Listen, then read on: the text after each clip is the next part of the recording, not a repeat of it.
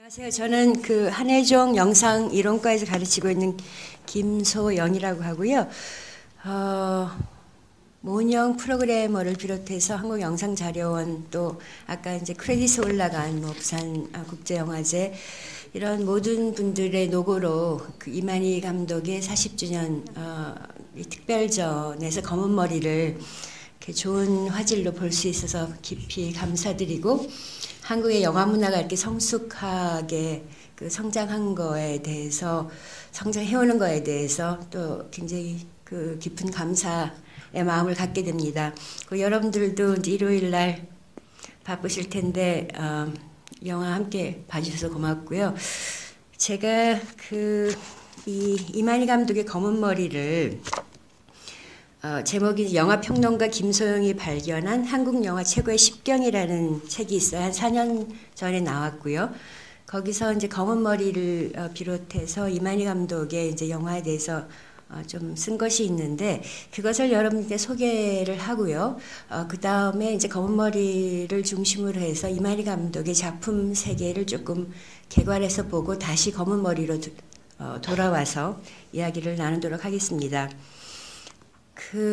여러분들이 영화를 보시면 이 1964년에 만들어진 검은 머리가 그 몇 가지 불가해한 그리고 인과가 분명하지 않은 어떤 감정의 논리와 계율이라고 하는 일종의 법이고 악법인 그것의 지배를 받는 것을 알 수 있는데요.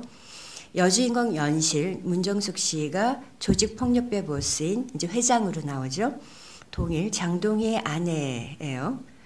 그런데 연실은 자신을 성폭행한 만호의 협박을 받아서 이후에도 그와의 관계를 지속해야만 하는데요.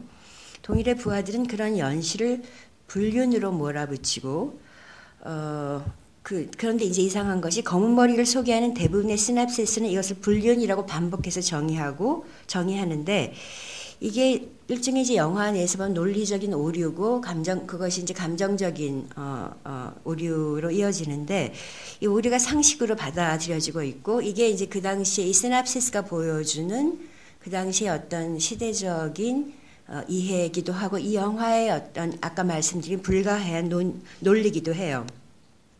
그리고 조직의 이제 계율이라면서 그녀의 얼굴을 유리로 그것을 상처를 내쫓는데 그 동일은 연실의 얼굴에 상처를 낸 자신의 부하들을 증오하지만 불륜 시에는 처벌한다는 그러니까 이게 폭력 조직의 법 계율로서는 다소 의외죠. 왜 이런 계율이 있는가? 이 영화에서도 여러 번의 어떤 자문의 그런 순간이나 계기가 나오긴 하지만 여하간에 어떤 그런 계율이 있고 그런 법이 있고 그것도 그 불륜에 관한 조직 폭력배 안에서의 어떤 계율 법이 있고 자신의 법을 지키기 위해서 그 결정을 따라요.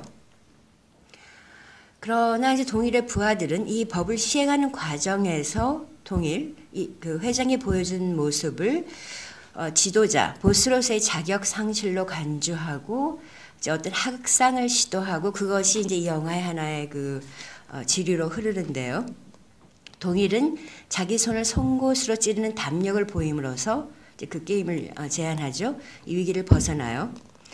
한편 조직에서 쫓겨난 연실은 성매매를 하게 되는데 그 얼굴에 난 상처를 머리로 가리고 그 몇 벌 남지 않은 명품 옷을 입고 거리에 서 있어요. 남자들은 얼굴에 난 상처를 발견하고 떠나버리거나 또 이제 같이 경쟁자인 성매매 여성들이 이제 그것을 그 잠재적인 고객들의 고지를 하죠. 이렇게 몸을 팔아서 번 돈은 이제 아편에 중독된 성폭행 범인 만호가 뺏어가는데 그런데 이제 기이하게도 연실은 만호의 곁을 떠나지 않고 그의 학대를 견디면서 살아가고 일종의 이제 자학, 그 매저키즘의 세계인데요. 이런 와중에 이제 연실은 택시 운전사 이대엽과 하룻밤을 지내게 돼요. 여기까지 영화의 이제 초반부 설정이고 여러분들이 금방 보신 영화를 이제 복기를 한 것인데요. 설정이고 전개인데 이후 영화는 이 법, 계율, 악법이 만들어내는 질서를 견디지 못하는 연실과 동일의 행로를 따라가게 돼요. 연실은 한편으로는 과잉 처벌의 결과를 자학적으로 견디면서 다른 한편으로는 남편 동일을 찾아가 이야기를 나누려고 해요.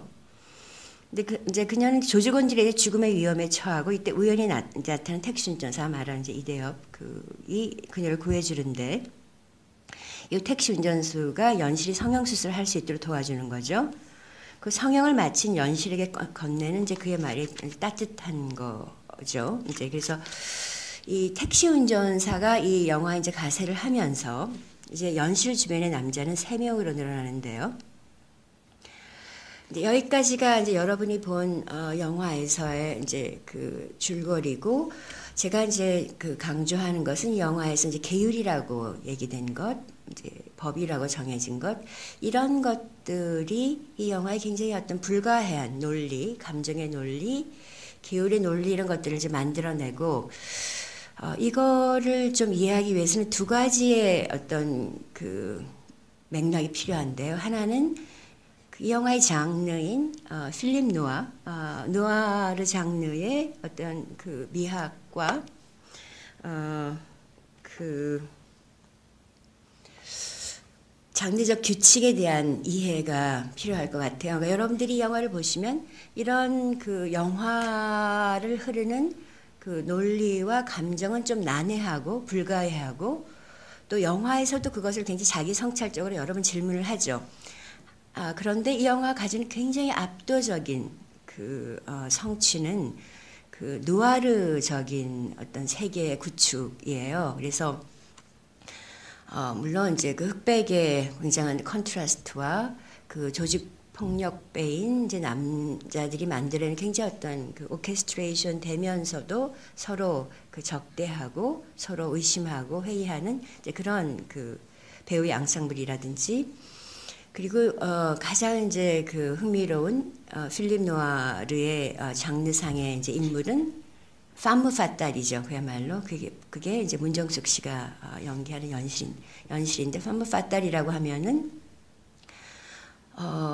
그 치명적인 어떤 매혹을 가지고 있고 그래서 이제 이 여자가 등장함으로 해가지고 남자 주인공이 이제 불가해한 어떤 비극, 치명적인 운명의 함정에 빠지는 이제 그런 것이 필립 누아르의 특징인데 그 필립 누아르를 그 이제 만들어낸 작가가 그 챈들러죠. 챈들러가 그 살인의 기술이죠. 살인의 기술이라는 거기서 한 굉장히 유명해진 구절이 있어요. 이게 뭔가 하면 There is more than night in the dark 이라고 하는 게 있어요. 이게 뭔가 하면 저 어둠 속에는 밤 그 이상인 그 무엇이 있다. 그러니까 There is more than night in the dark. 그래서 그 어둠 속에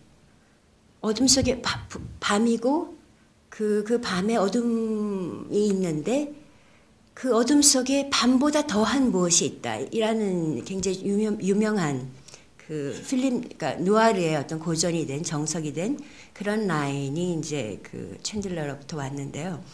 이 영화를 보면 이게 이제 누아르 영화라고 말씀을 드렸고 이 영화에서 이제 그 굉장히 훌륭하게 그 당시에 이제 서울이라는 도시 뭐 서울이 아니더라도 도시의 공간에서 이제 텅 빈 건물들 버려진 건물들 그리고 그 성매매를 하고 이제 성매매를 또 하는 남녀들이 들끓는 어떤 골목 이런 도시의 그 어둠 그 흑백이 이제 드러나는데 우리가 이 영화를 보면서 아까 그 난해하고 어떤 그런 것이 뭔가 하면 챈들러가 얘기하는 이 어둠 속에는 그러니까 이 어둠 속에 밤보다 더한 밤 이상의 어떤 어둠이 있다. 그러니까 그 어둠이 뭐겠는가? 그런 어떤 누아르식의 질문 제기가 가능하고요. 근데 두 번째는 이 영화를 이해하기 위해서는 이만희 감독의 이제 그 다른 작품들과 1960년대 초반을 이해하는 것이 굉장히 중요합니다. 그래서 1960년대 초반이라는 게 이제 그 어떤 것이었을까요? 그것이 이제 말하자면 일종의 이제 제가 비상사태라고 얘기하는 이제 박정희 시대의 개막인데요. 이만희 감독의 이제 검은 머리가 속하는 시기가 소위 이제 남한 영화, 한국 영화의 황금기입니다. 그래서 이 1960년대 초반의 영화라고 이제 검은 머리를 그 맥락화할 때 1964년의 영화니까요. 이 1960년대 초반이라는 것이 어떤 시기였는가, 그것을 이제 다시 한번 상기를 하는 것이 중요하겠습니다. 그러니까 정치, 법, 경제, 문화가 부딪히는 그런 굉장히 어떤 그 용광로처럼 들끓는, 그러니까 그런 이제 시점인데요. 그러니까 그 박정희 정권의 등장과 4.19 쿠데타와, 그래서 여기에서 보면 이 필립 노아의 세계에서 어떤 굉장히 그런 그 밤 이상의 어떤 어둠, 그런 것들을 보여주는 도시의 경관들이 그 이만희 감독이 정말 그 웰메이드 영화를 그 만든 것인데요. 1960년대 필립 노아의 어떤 장르적인 규칙으로 보더라도 정말 이 그 오케스트레이션 한 솜씨가 정말 대단하다고 여러분들 느끼셨을 거예요. 뭐 배우들 연기에 이제 앙상블은 말할 것도 없고, 그 도시의 공간을 이렇게 그 절단시켜서 이제 그것들을 누아르의 어떤 언어로 구성해낸 것들이 기가 막히죠. 기가 막힌데 이 시기라는 건 이제, 그리고 제가 이제 강조하는 것이 이 계율, 법이라는 것이 왜 이 영화에서 이렇게 난해하고 어떻게 보자면 이해가지 않는 게 이제 난해하는, 엉뚱하고 일종의 그로테스크하게 이렇게 제시가 되는가 했을 때 저희가 1960대 초반의 시대적 맥락을 보아야 하는 것이죠. 그래서 검은 머리가 1968년이고 우리 모두가 굉장히 좋아하는 휴일이 1968년인데요. 이 검은 머리는 어떻게 보자면 휴일보다 더 이 60년대 초반에 그 4.19와 5.16으로 이루어지는 이제 이런 그 정치적인 변동, 어떤 그 질풍노도의 시대와 가깝지요. 이만희 감독의 데뷔작이 주마등입니다. 이것이 1961년에 만들어졌고, 그 당시는 이제 한 해에도 그 능력 있는 감독들은 여러 편의 영화를 만들던 시기였어요. 그리고 불효자도 이제 만들어졌는데요. 그리고 근데 주마등이 없어졌는데 이번에 주마등 찾지 못했죠. 예. 그러나 이제 주마등을 언급한 기사는 남아 있습니다. 뭐라고 되어 있냐면 제목은 영화계 암투 폭력화라고 해가지고요. 그래서 그 당시에 명보극장의 포스터 선전원 3명이 그 정체불명의 이제 청년들에게 납치돼서 3시간 동안 철봉으로 구타당해 중상을 입었고, 그 화성영화사의 그 원선 씨가 제작한 영화 주마등 선전 포스터를 명보극장에서 상영하는 이복 형제 포스터 위에 붙인 것을 보고 화가 나서 이들 3명이 뭐 주마등 선전 포스터를 몇 장 찢어버린 것을 화성영화사에서 보고, 또 그러면서 이제 그 폭력이 일어났는데, 그러니까 한편으로는 영화계를 둘러싸고 그 당시에 굉장한 어떤 이런 실제로 이제 그 조직배들, 폭력배들이 그런 이제 그 서로 치고받는 것들이 있었고, 그 이만희 감독의 이제 영화 주마등도 이제 그 어떤 그런 폭력의 장 속에서 이제 기억이 되는 것인데요.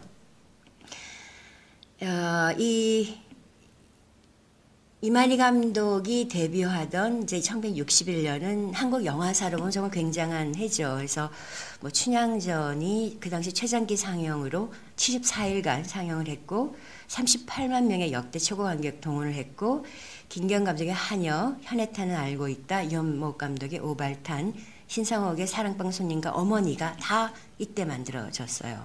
그래서 이때가 바로 남한 영화의 일종의 원초경 이 펼쳐진 그런 순간인데요. 그래서 4.19와 5.16의 1960년과 1961년은 문화, 정치, 경제, 법의 영역이 혁명, 쿠데타, 그래서 비상체제 안에서 하나의 문제사 를 생성하는 그런 숨가쁜 순간이에요. 그래서 이때 문화, 정치, 경제 영역이 4.19 혁명과 5.16 쿠데타로 요동치던 시기에 이 다른 영역들을 가로지르며 판을 흔들던 것이 폭력과 권력, 법과 문화와 경제의 결합이에요. 그러니까 한편으로는 계속적으로 법의 힘, 법적 힘이 개헌이라는 이름으로 계속 발휘되면서 법의 힘에 대한 호소와 또 동시에 폭력과 반폭력이 들끓던 그런 시간이었어요.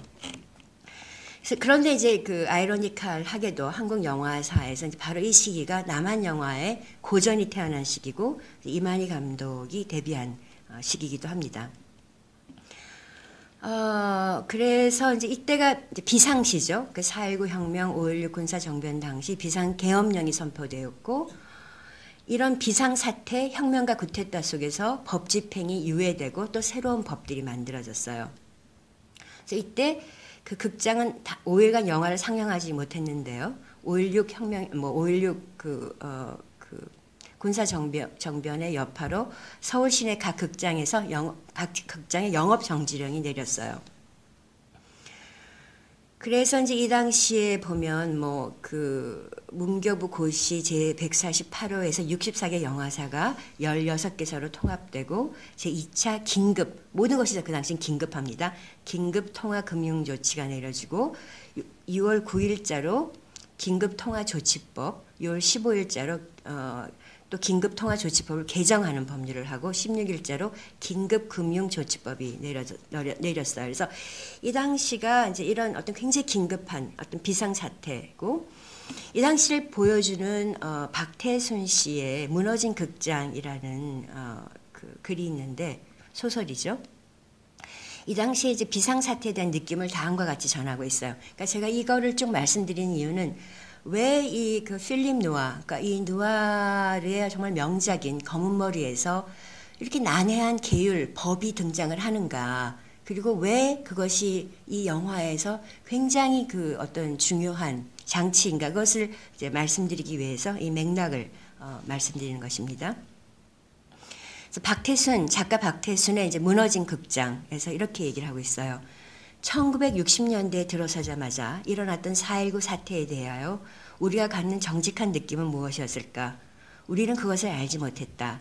때는 바야흐로 계엄령이 선포된 비상시국이었으며 모든 기성 질서들이 무시되는 혼란의 시기였다. 그래서 극장은 무너지고 KBS TV 방송국이 1961년 개국을 하고 유목 감독의 오발탄이 여러분도 알다시피 이제 재검열 지시로 해서 상영이 중단되었다가 이제 쭉 그렇게 하는데요. 이때 이제 굉장히 중요한 것이 뭔가 하면은 이 그 비상 사태를 통해서 이제 법이 유예되고 개정이 진행되고 영화법이 만들어지는 격동 속에서 4.19의 서사적 이미지는 마산 앞바다에 떠오른 김주열의 시선 그 눈에 박힌 최루탄입니다. 그래서 죽어 이미 볼 수 없는 희생자의 눈에 박힌 조준탄 혹은 오발탄, 또 보지 못할 것을 보아야 하는 것의 목격자, 관객의 슬픔과 분노, 저항이 바로 4.19의 첫 장의 시각장, 또 감정의 장, 그것의 그늘을 드리우고 있고요.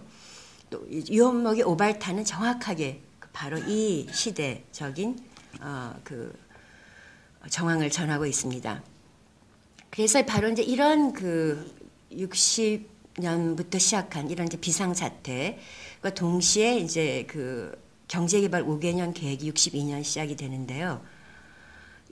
그래서 1948년 여순 4.3 이후부터 1991년까지 계엄이 총 19회, 경비계엄은 7회가 선포가 돼요.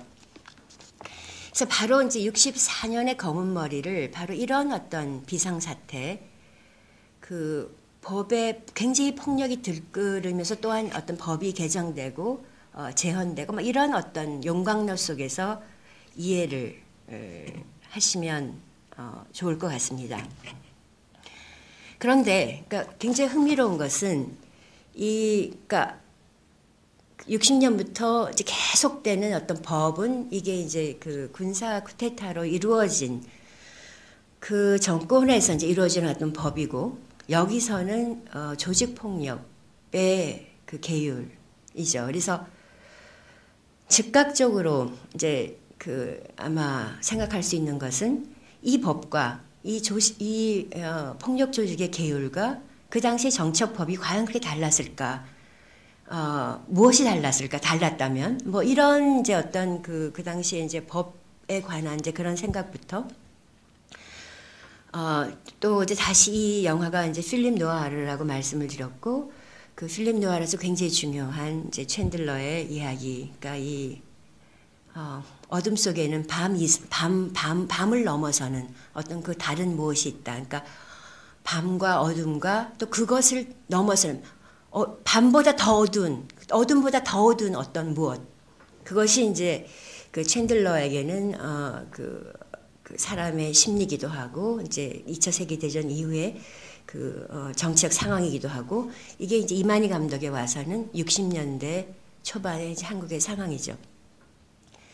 그리고 이걸 조금 더 60년대 그 이전으로 돌아가서 보면, 그러니까 그러니까 60년대의 남한 영화의 이제 황금기를 이루는데, 과연 이제 지금도 여러분들이 그런 자문을 할 수 있지만, 그러니까 한국 사회에서 어떤 희망으로 살아가는가, 무엇이 우리를 살게 하는가, 이제 했을 때, 이만희 감독에게는 또 그 당시 많은 감독들에게는 그 당시 이제 거의 유일한 대답이 영화였을 것 같아요. 특히 이만희 감독의 이제 영화는 그 어떤 그 사실은 60년대 감독의 영화들보다 훨씬 더 시네필적인, 그러니까 우리의 마음, 우리 이제 영화를 사랑하는 사람들의 어떤 마음을 또 그 눈을 사로잡는 그 시네필적인, 그러니까 굉장히 규정하기 어려운 어떤 우리가 그 어려운 어떤 욕망 그런 것들을 담아내는데요. 그러니까 비교적 그 유현목 감독의 영화는 정치 영화라고 이렇게 딱 규정할 수 있는 게 이제 오발탄을 보고 오발탄의 굉장히 필름 노화적인 특성도 있지만은 이것을 정치 영화가 아니다라고 뭐 그 당시에 이제 검열도 그렇고 하는 거 굉장히 그 어려울 것 같고요. 이만희 감독 굉장히 많이 이제 검열에 그 시달렸고 그렇지만 또 이런 그 영화들 검은머리라는 휴일 같은 영화는 딱 정치 영화다라고 얘기하기는 어려운 어떤 부분이 있습니다. 그러니까 이제 굉장히 시네필의 영화, 굉장히 영화의 언어, 영화의 필름 노아라는 영화의 언어를 받아들여서 그것을 굉장히 한국적으로 번역하는, 그래서 한국의 공간 그런 것들을 이제 만들어내는. 근데 흥미로운 것은 이제 그 당시에 그 누아르라는 장르로 이제 이것을 설명하기보다는 이만희 감독의 이제 다이얼 112를 돌려라 이제 이런 영화들이 그 당시 굉장히 명작이었죠. 이런 영화를 스릴러라고 이제 얘기를 하고, 누아르라는 것은 제가 검색을 해보면 그 당시는 제가 찾아본 바라는 거의 없는 것이 아니라 없어요. 없고 스릴러라고 이제 얘기를 하는데, 이 그 영화들, 그러니까 한편으로는 굉장히 이제 어떤 시네필적인, 그러니까 필름 누아르로 다 설명할 수 있는 부분이 있고, 이 영화의 어떤 그 공간의 이제 분할이랄지, 조명이랄지, 연기랄지, 또 그 파무 파탈, 그 치명적인 여성의 등장이랄지, 것이 있고, 하지만 그것을 초과하는 무엇, 그것으로 다 설명되지 않는 어떤 굉장히 불가한 이제 그런 것이 바로 1960년대 이런 정치적 상황 속에서 이해되어야 하는 이 검은머리의 측면이라고 이제 생각을 합니다. 그래서 그거를 좀 말씀을 드렸고요. 그리고 이제 이 그 검은머리에서 여러분들이 가장 좋아하는 시퀀스는 어떤 부분이었는지 모르겠는데요. 저는 처음에 이 영화를 봤을 때, 저는 사실 장동희 배우 장동희 선생님 팬이기도 하고 이제 문정숙의 팬이기도 한데, 특히 이제 이 영화에서 그 장동희 그 선생이 이렇게 연기하는 그 부분이 참 좋았어요. 그래서 그 장동희와 이제 문정숙 그 연기의 어떤 조화가 굉장히 좋았는데, 여기서 그 제 마음을 이제 굉장히 사로잡았던 감정 중에 하나가 이 그 장동희가 연기하는 동일이 마지막에 이제 보여주는 그런 감정의 선이에요. 이게 뭘까? 이제 동일이 성폭행범인 이제 만호를 불태워 죽이죠. 아까 이제 분신 자살했다고 설명하는. 그리고 하루만 같이 있자면서 연실을 이제 별장으로 데리고 갔는데요. 동일은 이제 그렇게 얘기를 하죠. 그러니까 다시 돌아오라고 부탁하는 것은 아니고 왜냐하면 이제 이 모든 것이 굉장히 불가역적인, 그러니까 정말 irreversible한, 그러니까 돌아올 수 없는 시간의 강을 이제 건넌 것이라고 전제하면서, 하지만 그러니까 시간은 굉장히 불가역적이죠. 그러니까 다시 돌아오라는 것은 아니고 기로가 아닌 거예요. 기로는 없지만 그러니까 좀처럼 사라지지 않는 자신의 감정을 전해요. 그 회한은 뉘우치고 한탄하는 것이어서 따라서 동일은 회한을 품고 있었던 것은 아니에요. 그는 이제 악법의 진행 이후에 자신의 감정을 떠나보내는 것을 망설여 왔던 것인데요. 그 동일은 이제 그 망설임 속에서 자신이 헛되이 살아가고 있음을 알아챘음을 이제 이야기해요. 이렇게 해서 좀처럼 사라지지 않는 감정, 즉 주저와 헛됨 속에 그들이 서 있는데요. 근데 동일은 오래 지속된 그 망설임 끝에 자기 결정의 순간을 맞고 있어요. 그러니까 좀처럼 사라지지 않는 어떤 감정이 자신이 정한 법의 사슬을 끊게 하는 것이에요. 하지만 연실은 이 영화에서 이제 그 굉장히 주목할 만한 점 중에 하나는 연실은 그런 동일을 완전히 용서하진 않아요. 그리고 법을 만든 사람이 동일이라는 사실도 잊지 않습니다. 이렇게 둘의 마음이 서로 오고 가다가도 원망으로 막히고 또 다시 서로에게 자신의 마음을 보내는 이 흐름 혹은 이 반흐름, 어떤 흐름의 역행이 이 정동적 윤리를 요구하는 마음의 공간이 아니겠는가라고 이제 그때 생각을 했고, 무슨 얘기인가 하면 말하자면 그 당시 시대가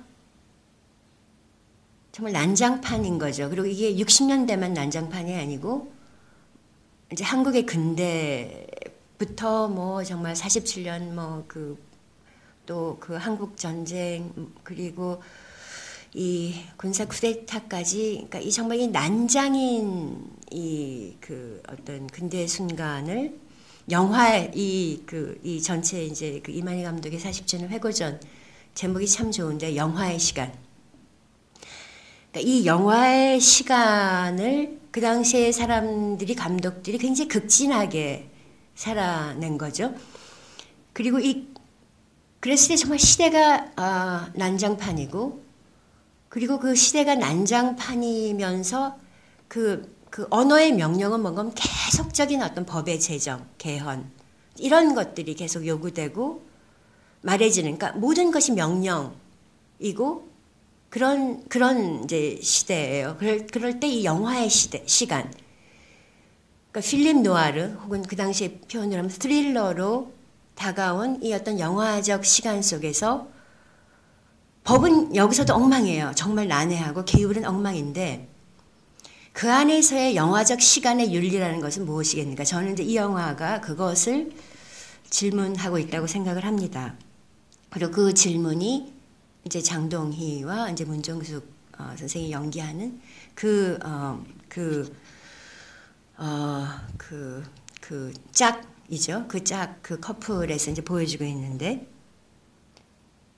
그러니까 이 갈피를 잡지 못하는 마음, 하지만 그런 모든 그 어려운 시간에도 불구하고, 그리고 원망할 수 있는 시간에도 불구하고 또 다시 서로에게 자신의 마음을 보내는 이 흐름, 혹은 그러니까 반흐름이, 이것이 어떤 정동적 윤리, 그러니까 마음을 울리는, 심금을 울리는 어떤 윤리의 공간이고, 이것이 영화적 시간, 그 당시에, 그러니까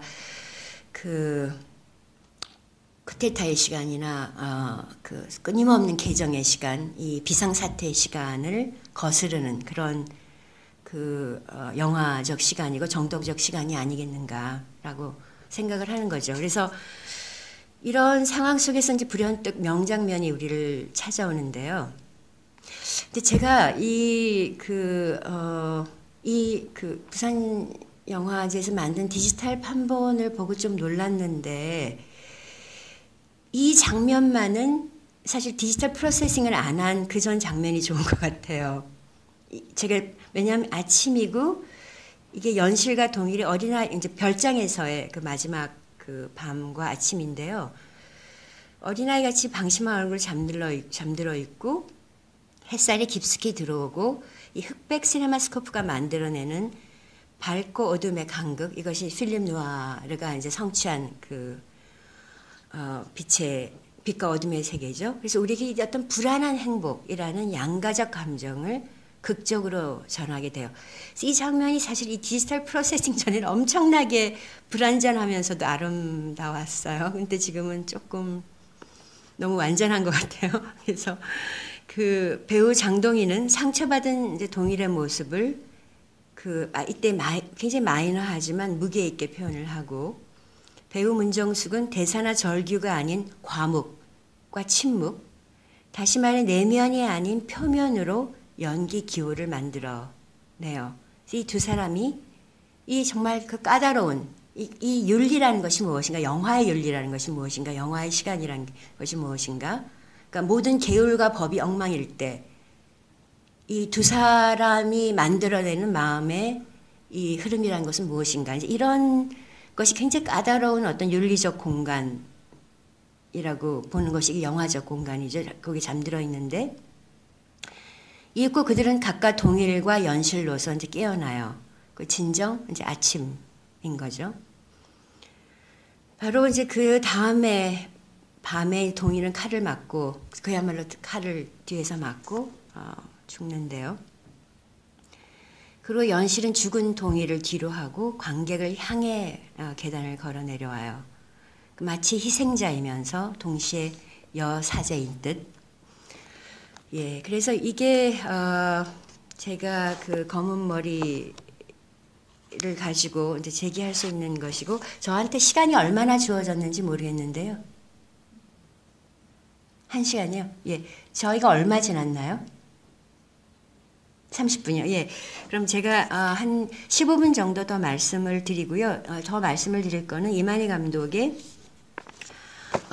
좀 다른 작품들 속에 처음에 말씀드렸던 검은머리에 대한 소개고, 두 번째 말씀드렸던 거는 검은머리를 어떻게 1960년대에 그 비상사태 속에서 읽을 수 있는가 하는 문제고, 세 번째는 이제 이만희 감독의 좀 전체적인 그 작품에 대해서 소개를 하도록 하겠습니다.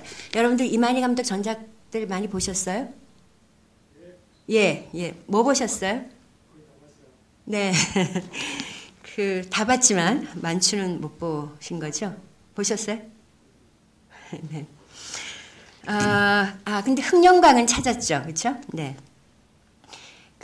이만희 감독을 이제 소개를 하면서 이 검은 머리도 특히 이제 제가 이만희 감독을 이해하는 그 비평 용어로 제안하는 이제 무드에 들어맞는 영화라고 생각이 드는데요. 그래서 좀 전반적으로 이만희 감독의 영화를 소개한 다음에 제가 생각하는 이만희 감독의 영화를 영화에 이제 들어갈 수 있는 그 키워드를 좀 소개를 하겠습니다. 61년부터 14년간 약 50편의 영화를 만드셨고요. 아까 소개한 주마등이 첫 번째 작품이고, 산포 가는 길이 마지막 작품입니다. 제가 볼 때 이제 영화들을 대체로 7개의 스펙트럼으로 나눌 수 있는데요. 유실된 영화가 많아서 이것이 이제 엄정한 범주화라기보다는 스펙트럼으로 볼 수 있는데, 이만희 감독에 대해서는 이제 그러니까 우리 선임, 영화 평론가나 선생님들이 많은 관심을 기울이셨는데, 이영일 선생님도 한국 영화 주조사에서 이제 이만희를 한국 현대 영화에서 가장 중요한 영화 작가 중에 한 사람으로 꼽으면서 영화를 한 3개 정도로 나누셨는데요. 이제 이 검은 머리가 들어갈 수 있죠. 그래서 이영일 선생님이 다이얼 112를 돌려라, 이제 마의 계단, 협박자, 기적 등의 범죄 스릴러 영화 하고, 특히 이제 기적을 굉장히 높이 평가를 하셨어요. 기적에서는 달리는 열차의 물량감과 속도, 음향과 빛의 명암, 제한된 공간 속에서의 행동의 단절 등이 주인공이 되는 영상미학을 이루었다는 평을 이제 받았다고 평을 하셨고요. 한국 전쟁의 상황을 다룬 영화, 거기 돌아오지 않는 해병, 7인의 여포로, 이게 이제 검열 문제로 이제 고초를 치르셨고요. 셋째는 이제 흑맥, 시장 등의 리얼리즘 영화라고 했고, 그래서 또 김수남 선생님 이런 분들도 그 이만희 감독 영화를 평가를 하면서 특히 이제 그 액션 영화를 또 좀 쇠사슬을 끊어라 같은 1970년 영화들 그런 것들을 좀 강조를 하셨고, 안병석 선생님이 이만희 감독의 작품을 굉장히 어떤 그 리얼리즘으로 향하는 영화다라고, 그 리얼리즘 완성을 위한 과정이라고 보고, 초기에 돌아오지 않는 해병부터 중기의 시장, 말기에 산포가는 길, 이런 식으로 이제 얘기를 하셔가지고, 오히려 이제 굉장히 좀 어떻게 보자면 이만희 감독 영화를 총체적으로 리얼리즘으로 가는 영화다라고 이제 얘기를 하셨는데, 그 제가 볼 때는 이렇게 좀 어떤 리얼리즘으로 가는 영화로 이제 보거나 아니면 이제 장르별로 그 분류하는 것도 이제 중요하지만, 저는 이제 약간 이런 기존의 범주들을 좀 교란시킬 필요가 있다고 생각을 합니다. 그러니까 그 이만희 감독을 리얼리스트로 보느냐, 이제 리얼리스트를 보기 위해서는 모더니스트적인 작품을 좀 죽여야 되는데요. 이제 그런 이분법으로 보는 것이 많은 경우 이만희 감독의 영화들 중에 일부를 죽일 수 있기 때문에 이렇게 시스템으로 보려고 하지 말고, 그 이만희 감독의 영화를 하나의 무드의 스펙트럼, 그러니까 하는데, 무드라는 것은 제가 창안한 용어가 아니고, 그 당시에 이제 신문 기사들, 영화 평들을 보면 이만희 감독의 영화에 한결같이 등장하는 영화가 무드라는 것입니다. 그래서 그 무드라는 것은 우리가 뭐 지금은 많이 사용하지 않지만, 무드라는 표현을 무드 잡내 뭐 이런 그 표현을 저희 잘할 때는 많이 사용을 했고, 근데 60년대는 무드라는 것을 훨씬 더 그 미학적이고 양태적인 그런 방식으로, 또 심리적인 그런 방식으로 사용을 했는데요. 그래서 저는 이제 그 당시 이 무드란 말을 뭐 어떤 병리 현상이라거나 멜랑콜리라거나 이런 방식으로만 사용하는 것이 아니라 좀 통속적인 의미에서, 그러니까 사람들이 60년대에 사용하던 그런 의미에서 이제 사용을 하고 있고요.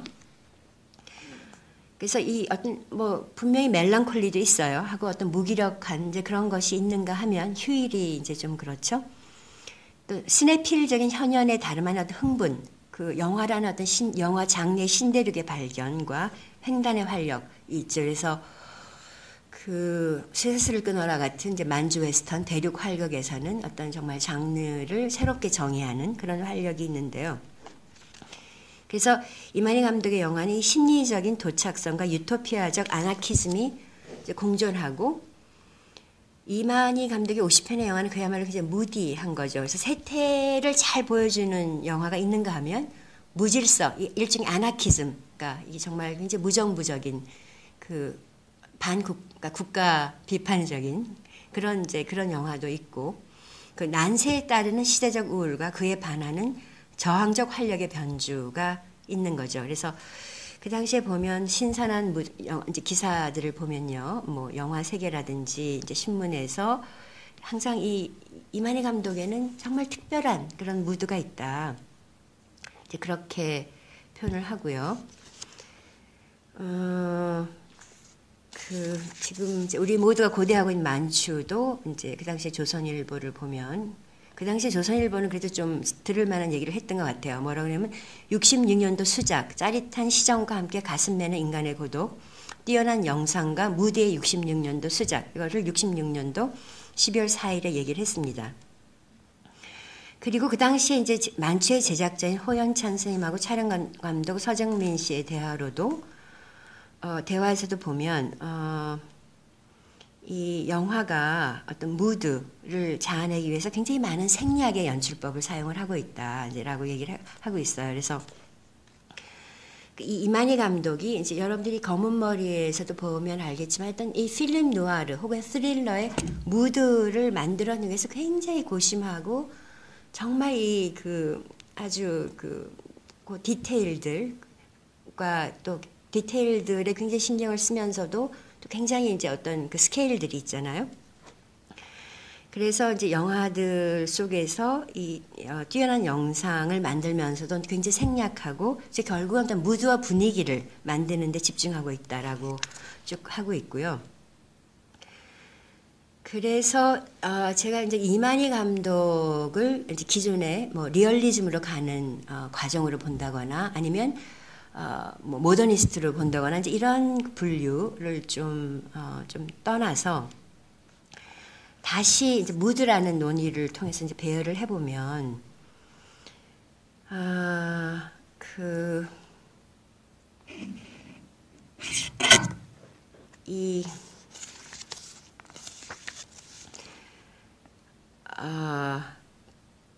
그러니까 무드라는 것이 이제 하나의 모드로 바뀌는 이제 그런 것을 설명을 할 수 있어요. 무슨 얘기인가 하면요. 그러니까 무드라는 것은 굉장히 휘발적인 어떤 감정의 상태고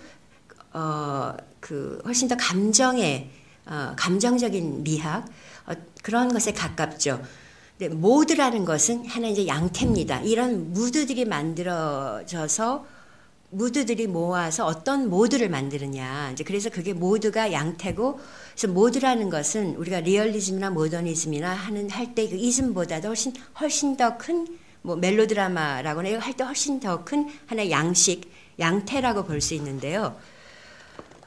그래서 이런 어떤 그 여러 가지 그 무드들이 만들어내서 이만희 모드가 되는 거죠. 이만희의 모드. 그래서 그 이만희 이제 모드라는 것이 그러니까 리얼리즘이나 이제 모더니즘처럼 이제 그런 식으로 좀 제가 볼 때는 불필요하게 나눠지는 것이 아니라 그런 것들을 가로지르면서 이제 이만희의 무드를 충분하게 이제 끌어내는 이제 그런 것으로 이제 그 모드화 될 수 있고요. 그래서 제가 이제 여러분들이 조금 설명을 더 해드리면 이만희 감독의 영화를 좋은 우리가 즐길 수 있는 좋은 우리가 그 영화를 사랑하는 사람으로서 즐길 수 있는 정말 좋은 대상, 굿 오브젝트로 만든 표현 중에 하나의 무드라는 용어는 이만희 영화의 어떤 이런 엄청난 스펙트럼과 어떤 한 단위 혹은 양극으로 분화되지 않는 그의 영화의 체계이면서 비체계를 잘 드러낼 수 있어요. 그러니까 무드는 정확히 체계화되지 않는 대신 아까 말한 정동, 아까 이제 이 검은 머리라는 영화가 어떤 정동, 그 마음을 움직이는 그러니까 그런 윤리적인 공간, 굉장히 까다로운 어떤 윤리적 공간을 이 난해한 법, 이해할 수 없는 법의 체계를 넘어서서 끝부분에 보여주고 있다고 이제 말씀을 드렸고, 그 법이 그렇게 난해한 이유는 그 당시 어떤 시대적 법들의 명령이 정말 이해할 수 없는, 그러니까 정의를 외치지만 정의가 도래하지 않는 어떤 그런 속에서 이제 만들어진 거라고 말씀드렸고요. 그래서 이 무드라는 것은 정확히 체계화되지 않는 대신 정동적인 전염성이 있고 감성적이에요. 이게 시네필의 어떤 공간이고 윤리인 거죠. 그래서 그것은 전후의 실존주의나 허무주의의 그 견눈질을 보내는 그가 괴를 같이 하는 언어로 정확히 설명되지 않는 시대의 분위기가 같은 것이에요. 그래서 경제적 번영을 약속하며 그 비판적 창조성을 검열로 궁핍하게 만드는 군사 독재 시대, 그 명확한 형식이라는 대응물 자체가 불가능한 시대의 분위기, 그 무드를 이만희는 멜로드라마 같은 주류 장르나 모더니즘과 리얼리즘이라는 세력권 안에서 구현하는 대신에 왜냐하면 그런 어떤 세력권 안에는 검열, 제도, 산업 등의 압박으로 결국은 이 장르가 구현되지 못해요. 어떤 무드로 포착해낸 거죠. 모든 어떤 장르나 이런 것들을 가로지르면서 정말 만주 웨스턴, 멜로드라마, 스릴러, 필름 누아 뭐 이런 것들을 다 이렇게 가로지르면서 어떤 무드로 포착해낸 것이고 그래서 이런 무드에 대한 천착을 통해서 결국은 이만희 모드라는 효과를 만들어냈다고 봅니다. 그래서 존재이자 운용이며 사유로서의 모드이자 영화 생산 양식인 이만희 모드라는 유동적 단위체를 구성한 것입니다. 그러니까 생산한 것이죠. 그래서 우리는 이제 경탄과 연민을 가지고 그 모드를 들여다봅니다. 중요한 것은 그가 생존했을 뿐만 아니라 끊임없이 생산함으로써 존재했다는 것입니다. 그래서 우리가 오늘날 40주기의 이만희 감독의 영화를 볼 수 있는 것이고 굉장히 저한테는 사실 감동적인 순간인 것 같습니다. 이만희 감독의 영화를 이렇게 다시 여러분들하고 볼 수 있다는 게. 네, 그러면 시간이 다 된 것 같고요. 제가 오늘 소개해드린 내용은 작년에 나온 파국의 지도라는 책하고요. 아까 처음에 말씀드린 영화평론가 김성희 발견한 한국 영화 최고의 10경의 이만희 감독의 영화들이 분석이 되어 있습니다. 그걸 소개해드렸고요. 혹시 이 시간 내에 그 강의를 전달해야 돼서 좀 이해하기 어려우신 분들은 도서관에서 한번 더 보시면 더 참고가 되겠습니다. 감사합니다. 와주셔서.